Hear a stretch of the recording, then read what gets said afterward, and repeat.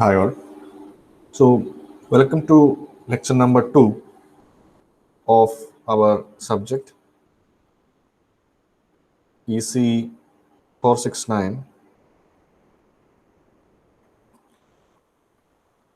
Opto-Electronic Devices. We have been looking at module number 1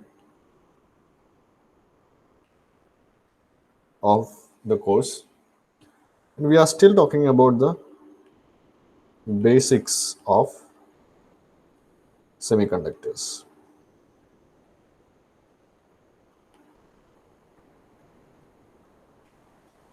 In this lecture, I'm planning to talk about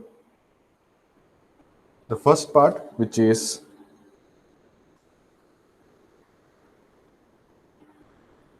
Fermi level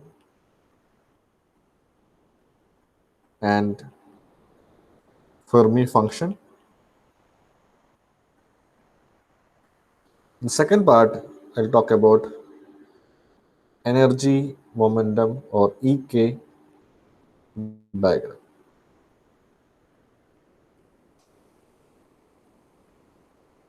So,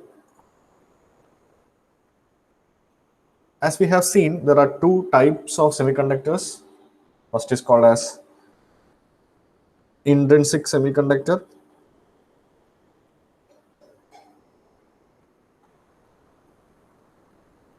And second is called as extrinsic semiconductor.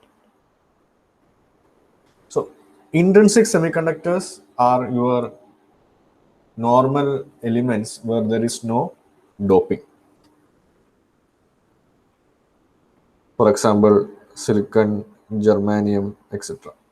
And extrinsic semiconductors are the one where you dope the intrinsic semiconductors with a pentavalent or a trivalent impurity.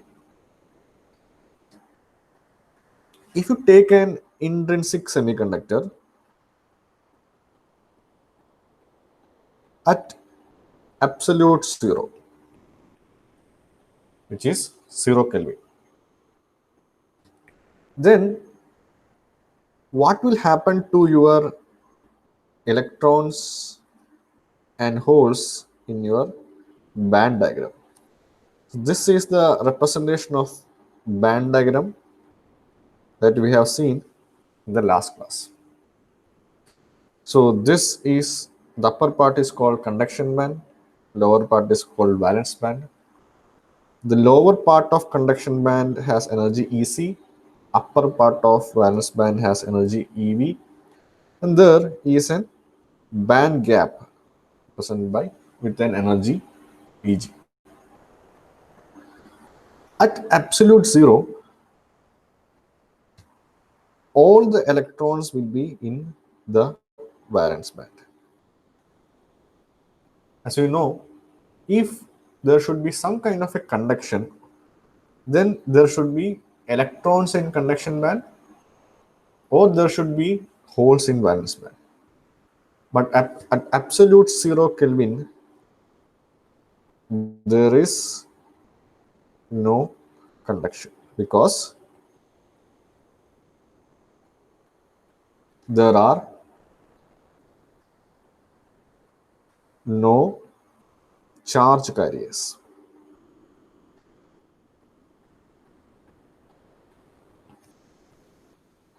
So this is at absolute 0 or 0 Kelvin. Now, as I increase the temperature, so I increase it to 1 Kelvin, 2 Kelvin, 10 Kelvin, 100 Kelvin, and so on. As I increase the temperature, the electrons in the valence band, or I'd say the combination of electrons and hole pairs will break, and some electrons will start to move to conduction band. When these electrons move to conduction band, then they have a higher energy and they can conduct electricity. So what is that which is causing the electrons to gain energy? Energy is gained from the temperature. You are not providing any other type of input to this structure. You are just increasing the temperature. So the energy is gained for an electron to break its pair, electron hole pair, or you can say the break its bond and move to conduction band as a free electron to conduct electricity. So how much energy is gained by the electron? So what is the dependence between energy E and temperature T? It is dependent as E is equal to K into T, where K is called as Boltzmann's constant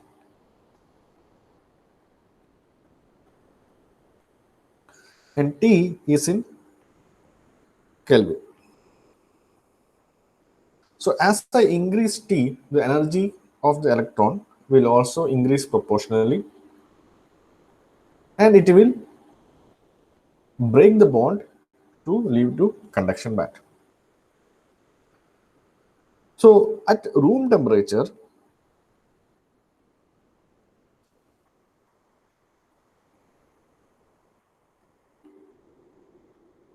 the value of E is approximately 0.02 electron volt. So at room temperature, the electron will gain good amount of energy to break the bond and move to conduction band. But what is significance of a Fermi level or a Fermi function? The thing about electrons is the wave particle duality.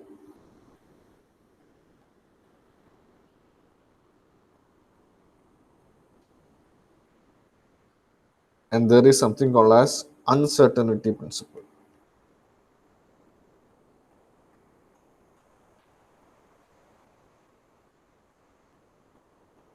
So in wave particle duality, it says electron acts as a wave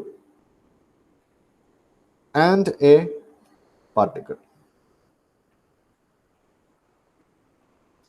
And uncertainty principle says that you cannot determine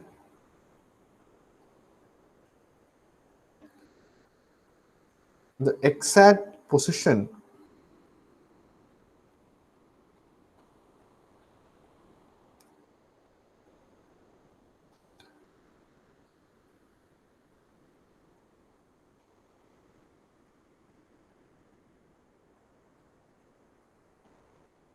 of electron with precision.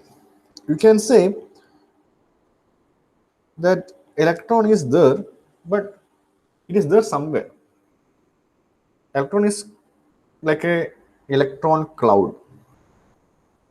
So in the cloud, it is there somewhere. You cannot say exact position, but you can say there is a probability of finding the electron.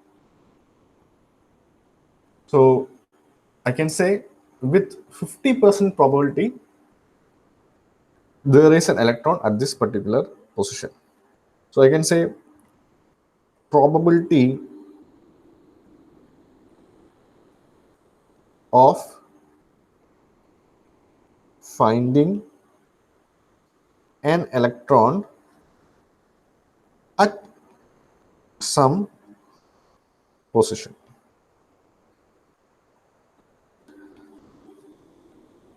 So this Fermi function will give me a probability of finding an electron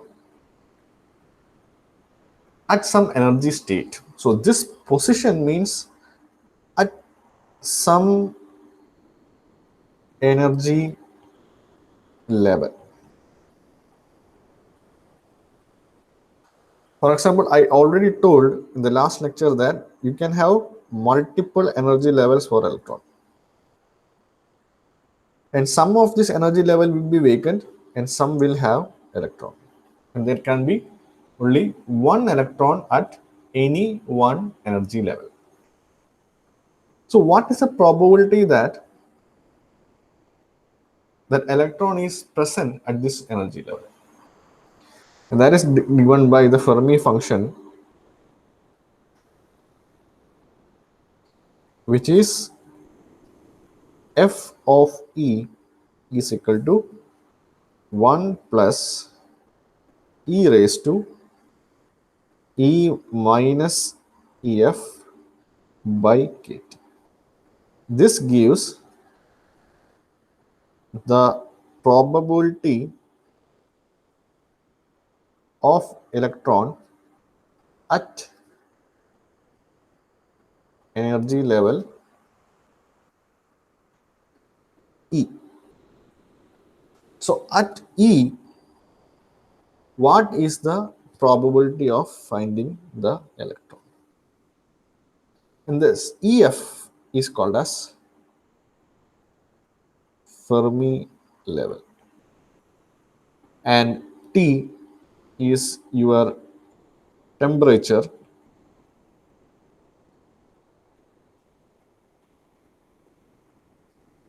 in Kelvin, and K is your Boltzmann's constant.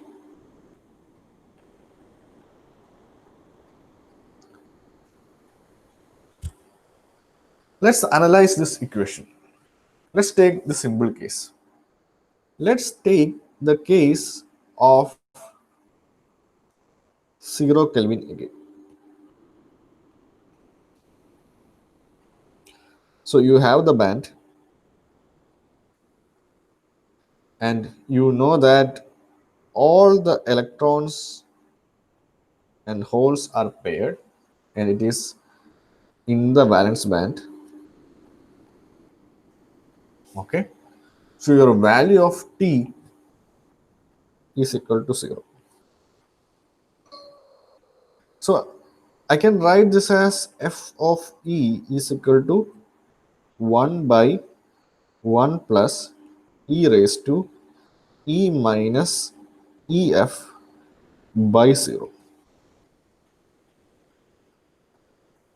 But the numerator of the exponential, that is this part, has two possibilities. So depending on the possibilities, you can have two different values. First possibility is E is greater than EF, and second possibility is E is less than EF. In fact, there is one more possibility, which is E is equal to EF.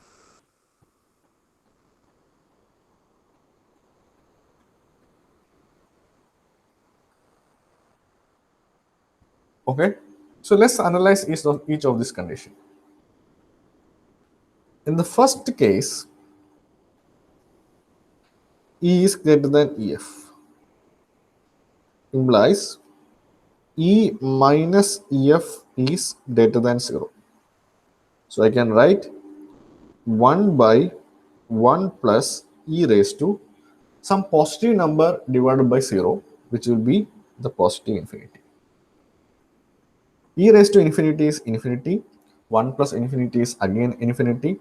So this is 1 divided by infinity, which is 0. So what does it tell? It tells if I draw EF, then there is no energy state above EF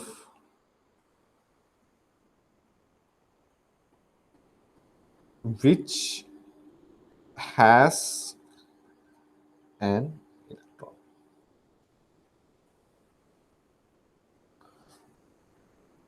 Okay, fine. Let's take the second case. E is less than EF implies E minus EF is less than 0. So I can write 1 by 1 plus E raised to some negative number divided by 0. So that is minus infinity. E raised to minus infinity is 0. So this is 1 by minus infinity, 1 by 0, 1 by 1 plus 0,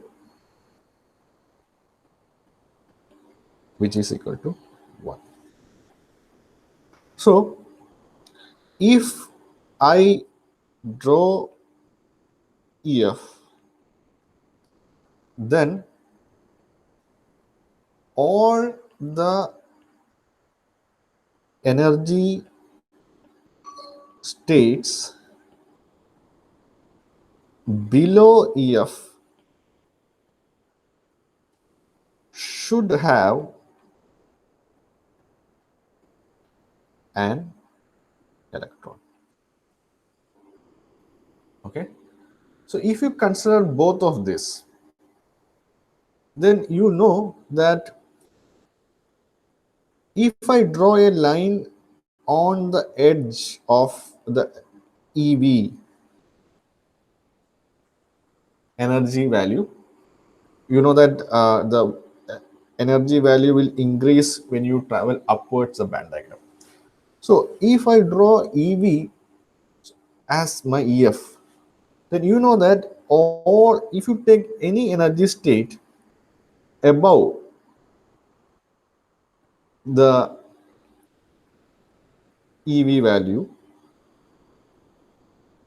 there is no energy state in the band gap. So if you take any energy state above EV value, then there is no electron is present. So that condition has met. If I take any energy state below EV value, which is basically this, then there is definitely an electron present. So for in absolute 0, my EF coincides with the top of the valence band. So top of the valence band gives the Fermi level in absolute 0. So what about E is equal to EF? If E is equal to EF,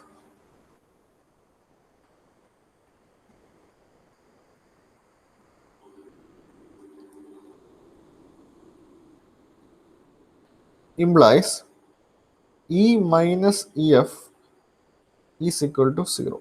Or you can say this is 1 by 1 plus E raised to 0, which is 1. This is 1 by 1 plus 1 equal to 1 by 2. So at EF, the probability of finding an electron is half. There is 50-50% probability of finding an electron. So what do you mean by 50-50%? It means currently I have taken it as EV. So at EV, you can have an electron or you might not have an electron. So that is a 50-50% probability or 50% probability. So you can define the Fermi level as the level at which you have a 50% probability of finding an electron.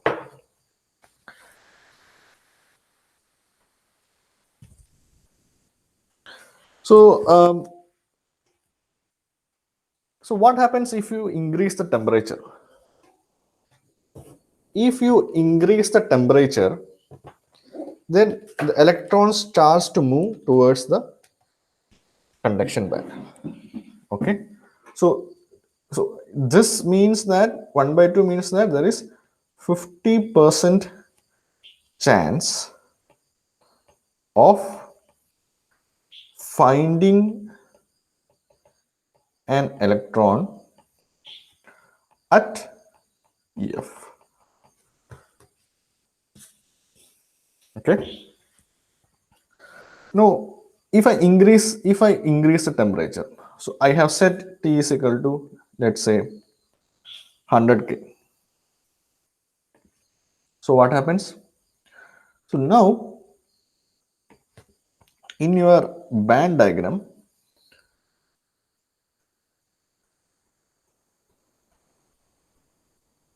the electrons starts moving up towards the conduction band.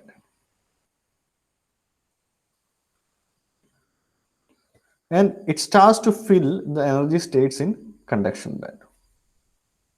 So now you can't say that if I draw a energy level here or the Fermi level here, so if I draw EF here, now there are some electrons which is at the conduction band and some electrons at the valence band. Okay, so now because of electrons are there in conduction band, your Fermi level also should move up, so that you have a 50% probability at top and bottom, or I would say 50% probability at EF. Okay, so as temperature increases, so as temperature increases, your Fermi level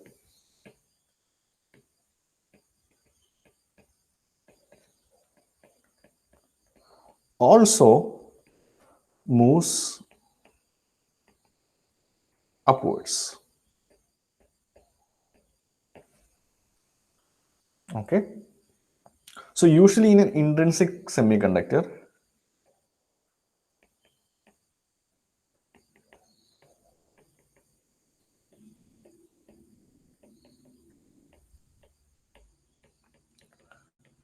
your Fermi level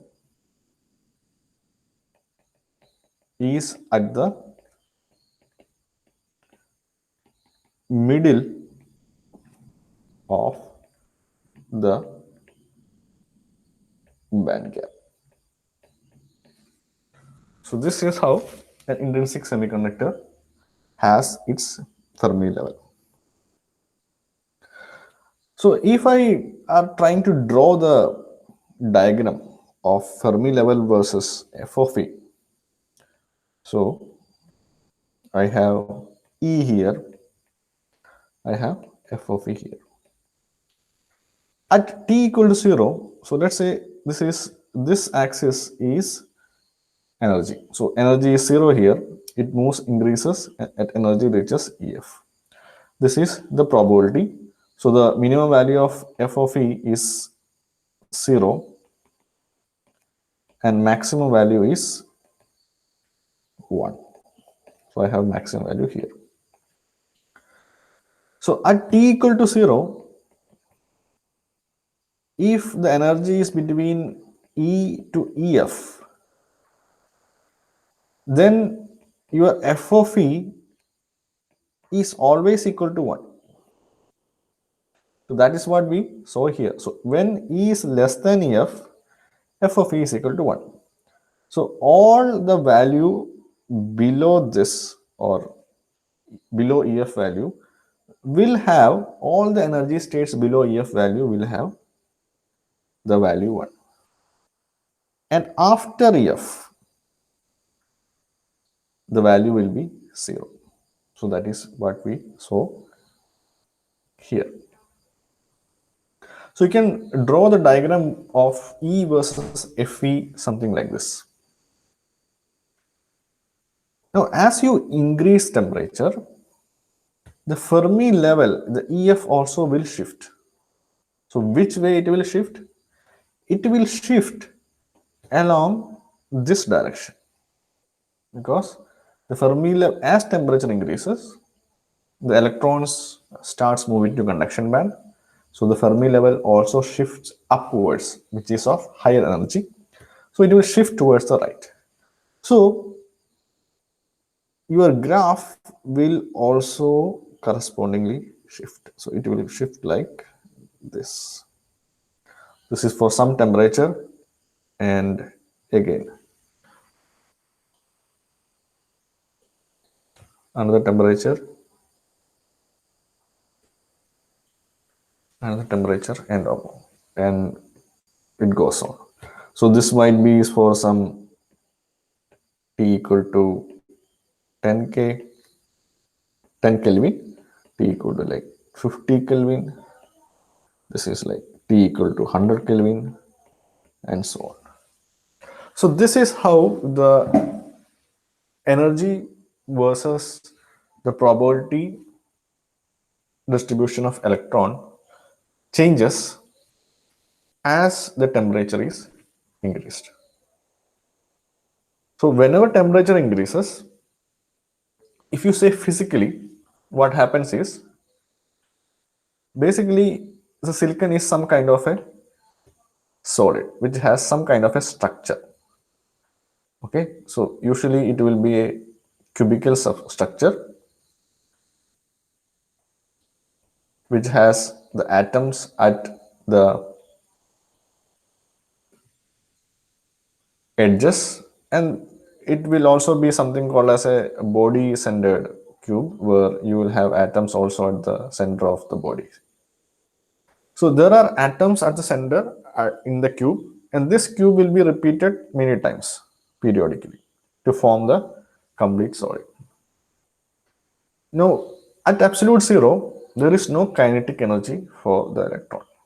At t equal to 0 Kelvin, electron will not have any energy. So what is the energy is possible for an electron? You can have kinetic energy, so it will not be having kinetic energy. So kinetic energy is because it can move. When it moves, it gains some energy. Or there is no potential energy.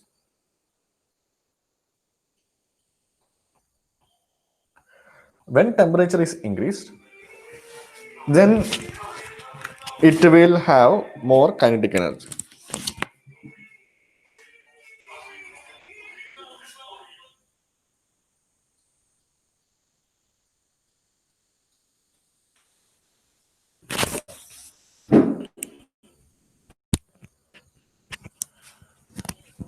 When temperature is increased, it will have more kinetic energy.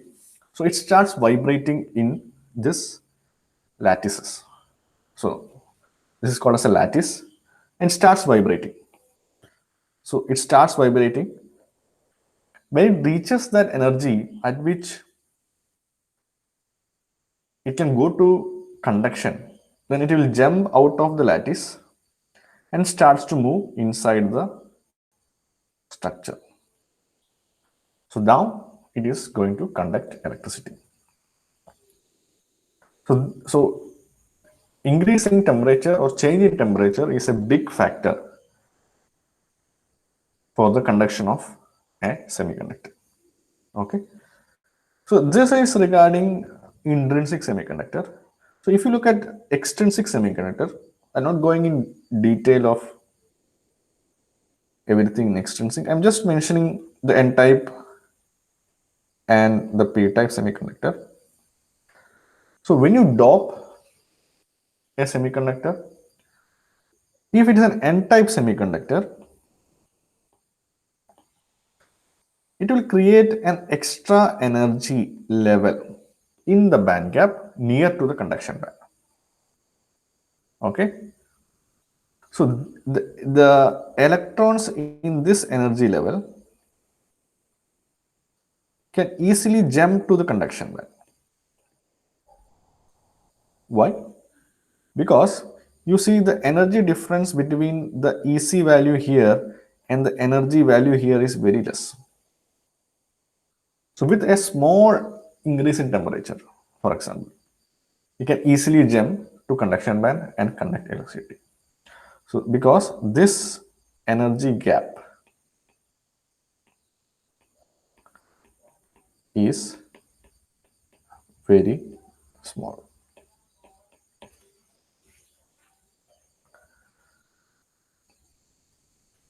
So this is for N type. So what about P type? For P type, in your band diagram, you have an extra energy level near to the valence band. So this is valence band, this is conduction band. Again here, same for here. So what happens? Now in valence band, the conduction is through the holes, or the charge carriers are holes. So I can say the charge carriers will easily jump to the valence band to conduct electricity. Okay. Again, the energy gap between EV and this energy is small.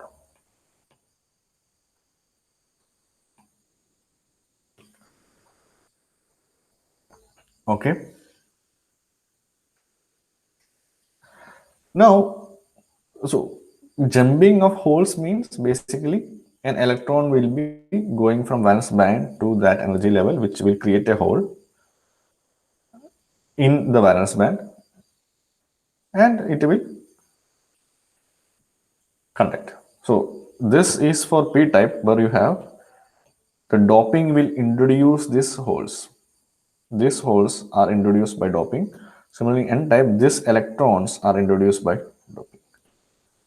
So this will create a conduction. The Fermi level also will adjust itself. For example, for N type, the Fermi level will be at near the conduction band, because in again your probability distribution should be made such a way that the EF is at the half probability level. Similarly, for P-type semiconductor, it will be near the valence band. Okay.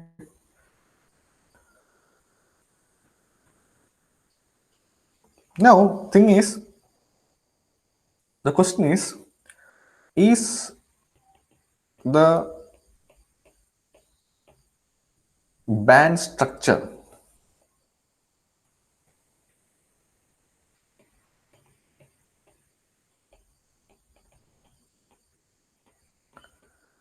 is as shown above. So we have till now represented the band structure as rectangles, and you can easily identify how the conduction works, etc. So the question is the band structure is as shown above? And the answer is no.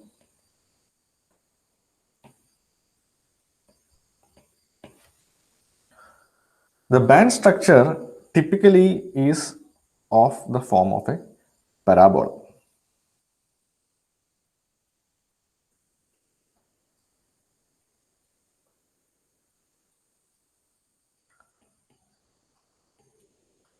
Okay.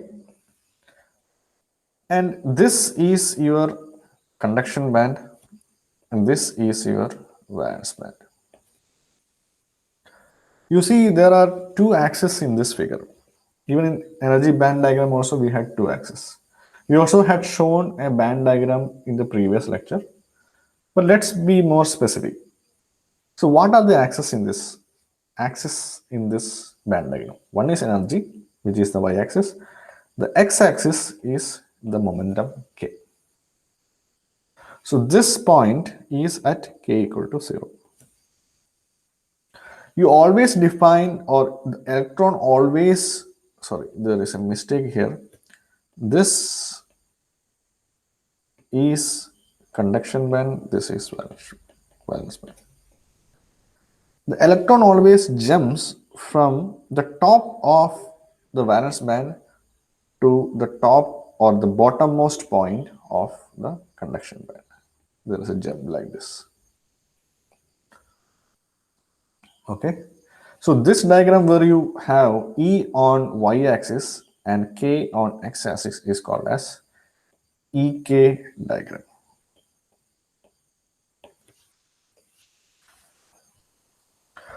This is a diagram that we are going to see almost in each and every topic, where you plot the momentum and energy along x and y axis respectively, and we will analyze how the electron moves or conduction happens, etc.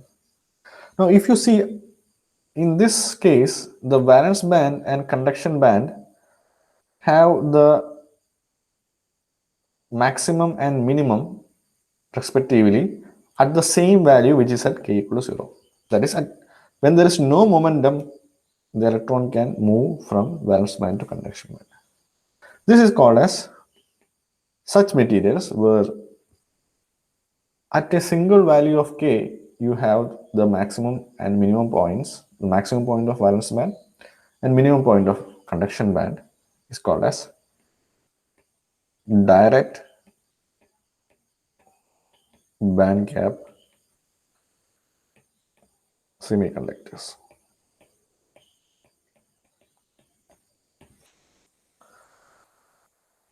Okay.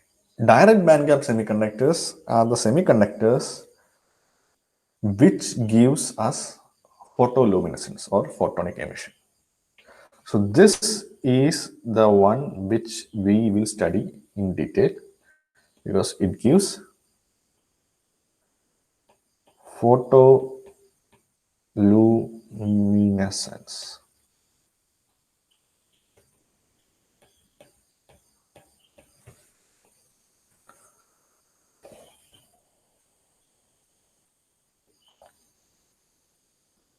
Okay.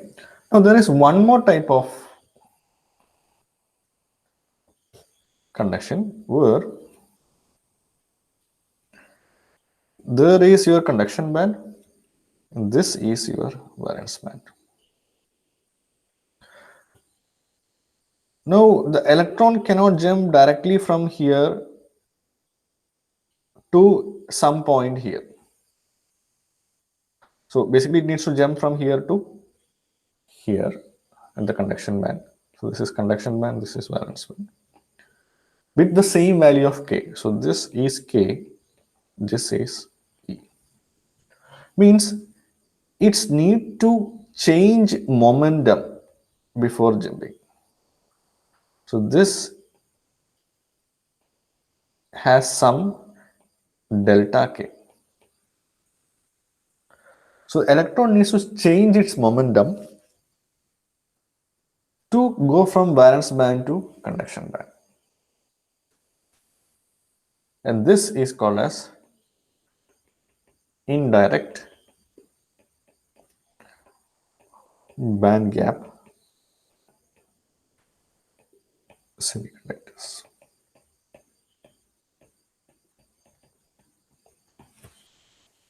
Now, although you can have some amount of photonic emission in indirect band gap semiconductors, it is very difficult to produce that. It's very feeble also. Because of this change in momentum, so you have a change in momentum of electron means there is in the actual atom, the electrons needs to have some kind of a crystal momentum. That is some kind of a vibration or some kind of a movement. Then only it will acquire enough energy to move to the conduction band. The vibration always causes some amount of a particle called as phonons. We will study in detail. I'm just mentioning this. So this particle is the one which actually produces the heat. So you can say the heat is quantized, like heat energy has a particle associated with it. Just like you have protons for light. So it is defined that the protons, the light has quantized energy. That quanta of energy is called as a proton. Similarly, the heat has the quanta associated with this called as phonons. So when it needs to, when the electron achieves enough energy, it will change its momentum, then it will jump to the conduction band. So you might ask why I drew direct like up and then to the right. Why can't it be like this way? Answer is because there can be, so these are two different emissions. So there will be two emissions, or you need to give, if you are, if the electron is coming from conduction band to valence band in the opposite direction, there will be two different emissions. One is there will be light emission and there will be heat emission. So light emission needs the same k value. In heat emission, it will have, you need to change the k value. So then only this will happen. Okay. So I just give a brief picture on this EK diagram. So we will see in detail how this EK diagram works. So there's a good amount of derivation using Schrödinger's equation, etc., which I have omitted. Basically, you just need to understand what a direct and indirect band gap conductor is, semiconductor is, and then we can use it. So like we will use the theory more in depth whenever it comes to picture. So in this lecture, I just introduced you to Fermi level and Fermi function, where we saw that at 0k there is the complete conductors, complete electrons will be in the valence band, and when you increase the temperature, it will move to the conduction band, and there is something called as a Fermi function, which gives a probability of electron at energy level E. We also saw that at t equal to 0, what happens, and when t is increased, what happens. Okay, and then we also saw that in extrinsic semiconductor, we have the energy levels at different parts of the band diagram. So for n type, it is close to conduction band. For p type, it is close to valence band. And then we saw the EK diagram. So EK diagram is very important actually. So we will study in detail whenever it comes. So currently I have just mentioned that whatever band that we have drawn is actually using an EK diagram, but the band is not straight, it is a parabolic shape because there is a quadratic relation between E and K. E is proportional to K square. So because of which you have this parabola. And I would like to mention one more thing, that K is also quantized,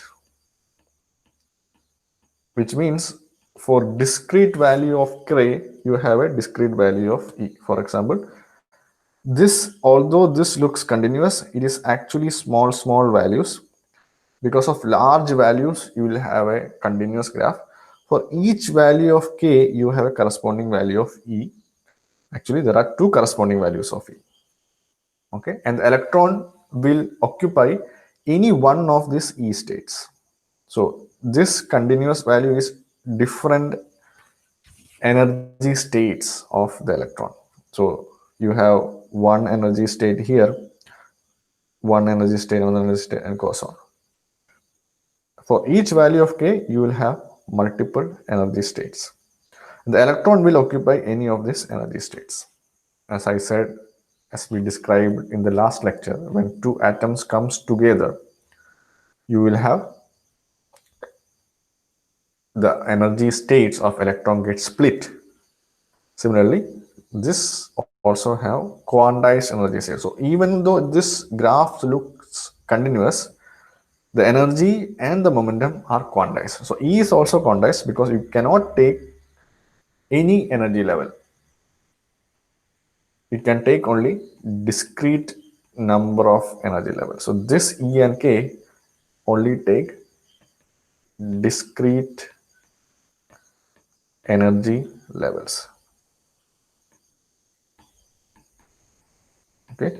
Same with the indirect band gap also. So indirect band gap, you are at, you don't have the same K value for the maximum of valence band and minimum of conduction band. So there are different K values, and the electron needs to change its momentum to jump from B to CB or CB to EB. Okay, and we have just mentioned phonons and protons. We will go in depth in all these definitions, but this is just a basic thing so that we can move forward. Okay, thank you for watching the lecture. Let me know if you have any questions. Okay, thank you.